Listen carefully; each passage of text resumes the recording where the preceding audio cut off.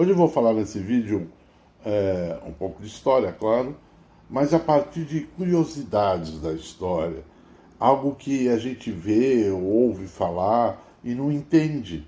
Então vou tentar contextualizar um pouco, sair um pouco do Brasil, chegar lá no período do Renascimento e comentar a partir de uma questão curiosa, que é a seguinte: por que no Vaticano a gente vê umas figuras, até hoje inclusive, da guarda pontifícia ser uma guarda suíça, defendendo o Vaticano, defendendo o Papa? Por que isso? Como assim? Então eu vou contextualizar isso aí. Tiveram papas que foram odiados, não só pela população, mas pelo próprio clero. Olha que coisa. Para dar um exemplo, o Papa Alexandre VI, também conhecido como Papa Borgia, um papa que foi pai, né, parece 5 filhos, inclusive da lendária quase Lucrécia Borgia. Esse papa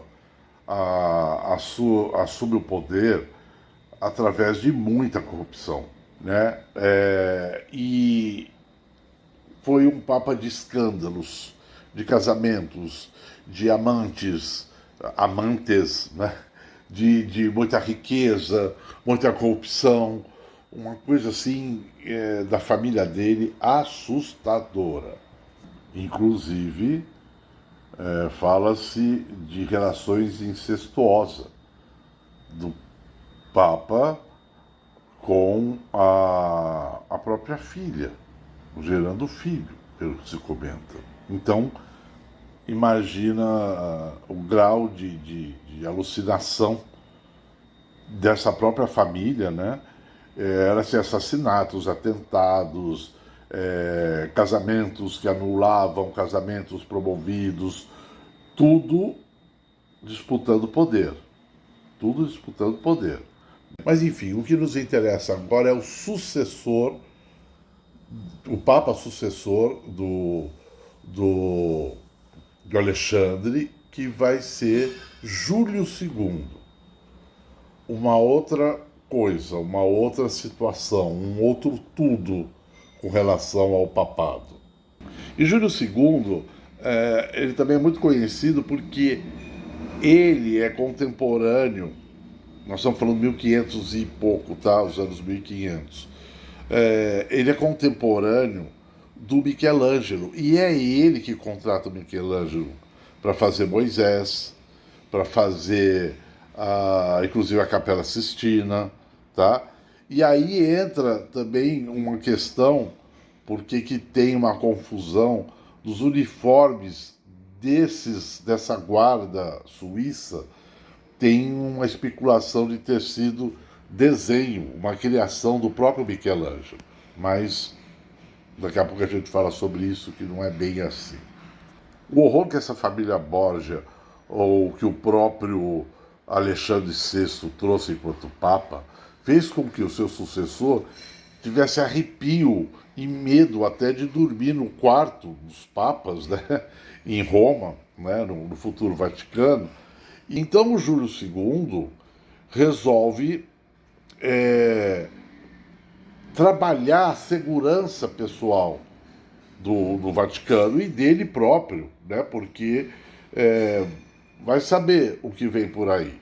Era comum se contratar guardas, soldados, né? Que são mercenários, ou seja, inclusive estrangeiros. Eu contrato, pago e formo uma guarda ou formo um exército.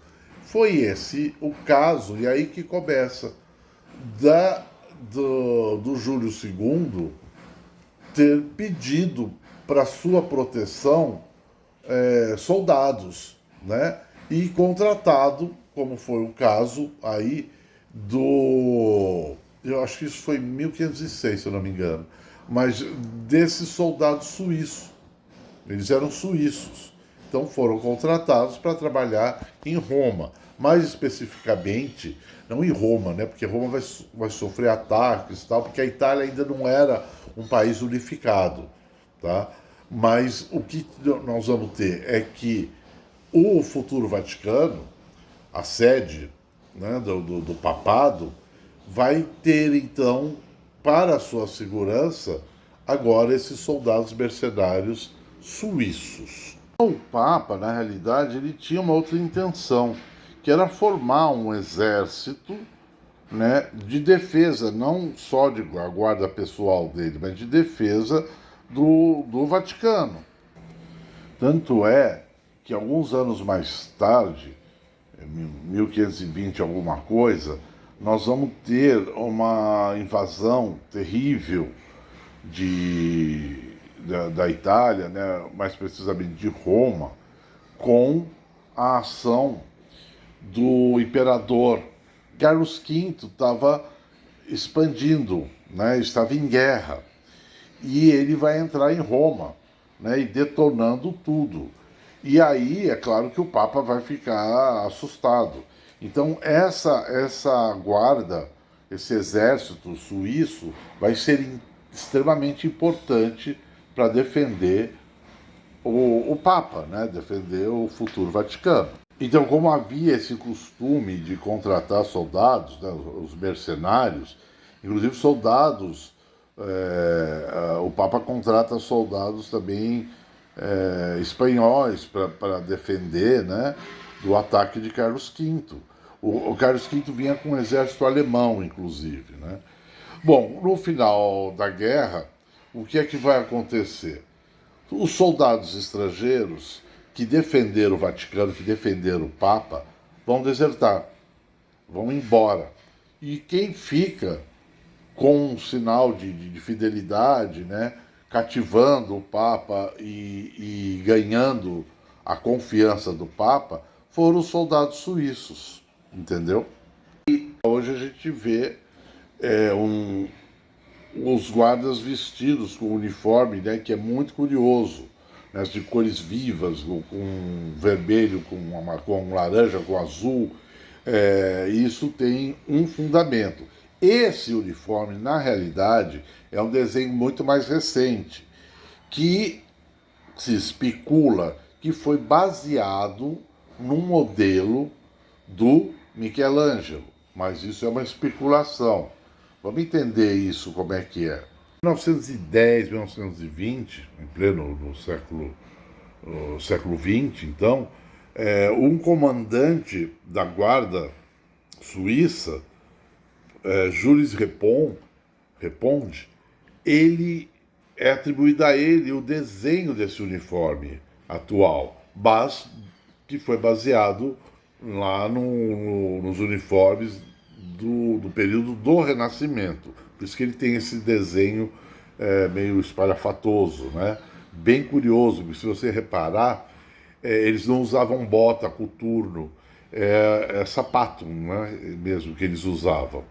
Cores azul, vermelho e amarelo foram sugeridas ou escolhidas pelo Papa Leão, o Leão X.